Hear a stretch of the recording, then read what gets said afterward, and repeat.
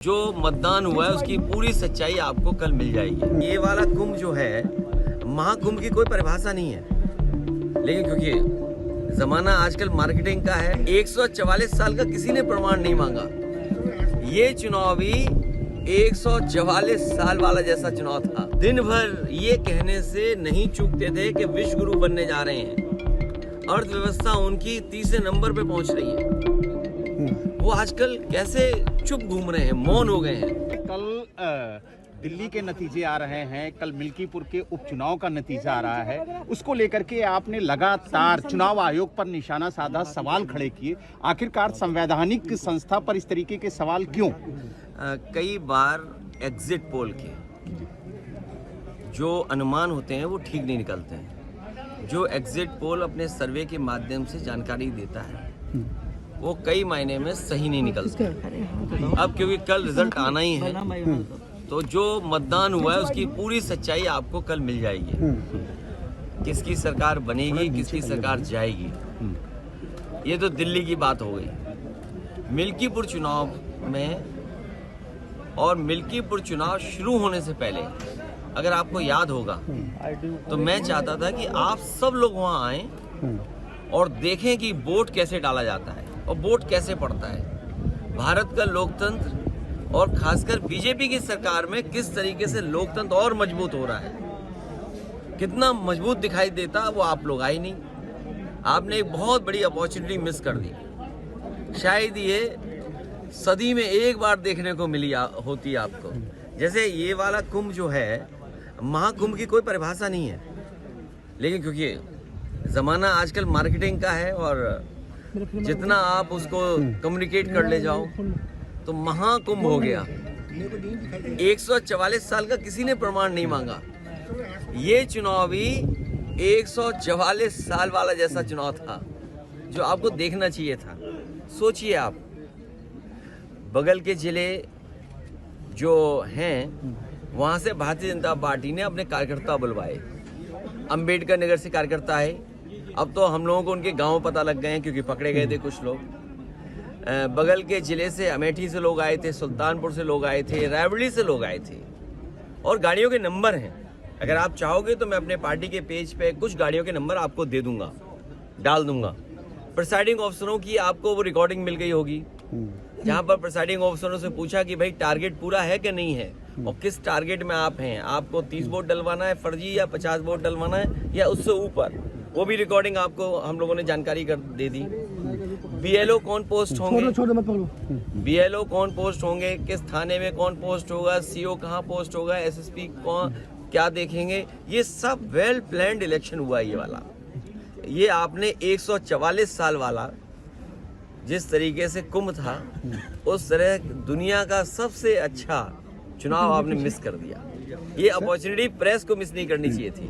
लेकिन चुनाव बात की जाए तो जिस तरीके से अमानवीय व्यवहार भारतीय नागरिकों के साथ अमेरिका ने किया, उसको लेकर के कल आप लोगों ने संसद में प्रोटेस्ट भी किया।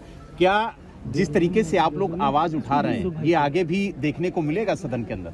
भारतीय जनता पार्टी की कुछ चीजों की तो पोल खुल गई, एक बार सवाल और पोल इसलिए खुल गई कि हमने और आपने वो डंका बजते हुए देखा था। जी, बड़े बड़े इवेंट देखे थे हम लोगों ने, और ये भारतीय जनता पार्टी वाले लोग कोई दिन नहीं चूकता था जिस दिन ये नहीं कहते थे कि दुनिया में हम कहां पहुंच गए हैं, हम कुछ बन गए हैं, विश्व गुरु बन गए हैं। सोचिए आप, जो लोग दिन भर ये कहने से नहीं चूकते थे कि विश्व गुरु बनने जा रहे हैं, अर्थव्यवस्था उनकी तीसरे नंबर पे पहुंच रही है, वो आजकल कैसे चुप घूम रहे हैं, मौन हो गए हैं।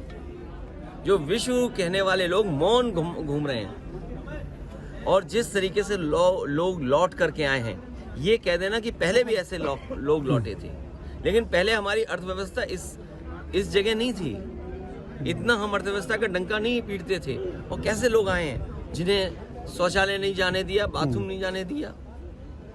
ये व्यवहार किसी व्यक्ति के साथ हो सकता है, इनह्यूमन व्यवहार है। और दुनिया का एक देश है, शायद हो सकता है अमेरिका से वो मजबूत नहीं उतना, लेकिन वहां के राष्ट्रपति ने मना कर दिया कि हम फौज से लाए हुए अपने नागरिकों को स्वीकार नहीं करेंगे, और अंततः अमेरिका को स्वीकार करना पड़ा। क्या भारत इतना कमजोर हो गया है? क्या हमारा हिंदुस्तान इतना कमजोर है जब हम हिंदुस्तान का इतना बड़ा बाजार दे रहे हैं अमेरिका को, आप सोचिए नोएडा में न जाने कितना बाजार हमने उनके हाथ में दे दिया होगा। हम कहते हैं हमारे लोग इलीगल पहुंच गए वहां पे, इलीगल इमिग्रेशन हो गया। तो किसकी नाकामी है? ये सरकार की नाकामी है जो क्वालिटी ऑफ लाइफ या उनको बेटर अपॉर्चुनिटी नहीं दे पा रहे। अगर उन्हें बेटर अपॉर्चुनिटी यहाँ मिल रही होती, क्वालिटी लाइफ बेटर यहाँ होती, तो शायद वो 50 लाख और 1 करोड़ रुपए दे करके नहीं जाते। पंजाब के तो चलो 50 लाख रुपए की सुनने में आ रहा है दे करके गए हैं, लेकिन गुजरात वाले तो 1 करोड़ रुपए दे के गए हैं। कम से कम सरकार को जो पैसा दे करके गए हैं उनके सरकार को पैसे वापस कराने चाहिए।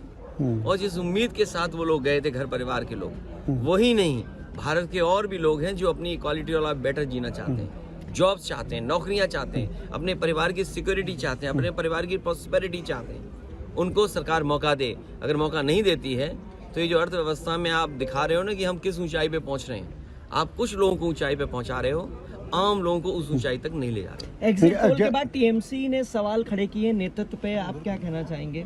इंडिया गठबंधन को लेकर के भी सवाल गठबंधन के उठे। नेतृत्व पे सवाल खड़ा किया है। अभी कोई बड़ा सवाल नहीं पूछना है, ये हमारा इंडिया का अंदर का मामला है, ये हम लोग सुलझाते रहेंगे। Thank you. ठीक है सर, थैंक यू। क्या चीज?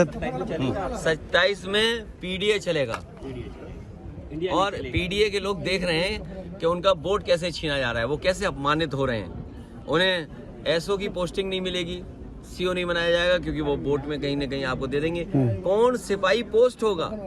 क्या पीडीए परिवार के लोग नहीं देख रहे हैं कि भाई जब पोस्टिंग होगी तो उनके नाम देखे जाएंगे, उनका नाम काट दिया जाएगा। तो ये जो पीडीए के लोगों का अपमान हुआ है, और यही तो हम कहते थे कि बाबा साहब भीमराव अम्बेडकर जी ने जो अधिकार दिया है उन अधिकारों को छीन रहे हैं। बात ये वोट ही नहीं डालने दोगे आप, या दूसरे आपके लोग वोट डाल लेंगे, ये कहाँ की वो है? इसीलिए मैंने कहा कि इलेक्शन कमीशन मर गया है। इलेक्शन कमीशन को जांच करनी चाहिए कि जो मरे हुए लोग थे उनके वोट कैसे पड़ गए, और अगर वोट पड़े हैं तो प्रिसाइडिंग ऑफिसर और जो संबंधित अधिकारी उनके खिलाफ कार्रवाई क्या कर रहा है इलेक्शन कमीशन।